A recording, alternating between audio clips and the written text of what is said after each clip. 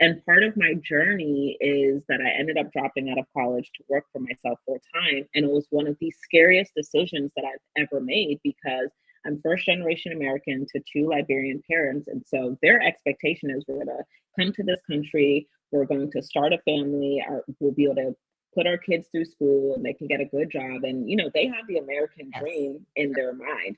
And so to have a daughter who's like, yeah, I'm dropping out of college to make MySpace pages is like, girl, you got me messed up. Okay. Yep. And so I was so fearful. And it's because I was operating in this people pleasing mindset. I think that's one of the things that I've had to work through. It took years to work through people pleasing. I remember like in therapy, my therapist would ask me, Maya, what do you want?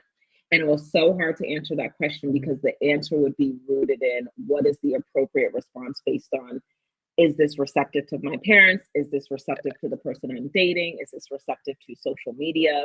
And so sometimes you have to ask yourself, what is it that I truly want if I wasn't afraid to be judged by man, right? Yeah. And so if you are dealing with, you know, just that fear of your friends or family maybe criticizing you, or you feel like they don't even support you, give them grace as well, because just keep in mind that God gave you the vision. So they're not going to see things how you are seeing it. And some of these people, they might just be projecting their own lack in their own life, or some of these people might even be trying to protect you. And I know for me, I'm able to see now, years later, that my parents were just trying to protect me. Like, girl, please don't drop out of college. We were trying to save you. We want you to have a good job.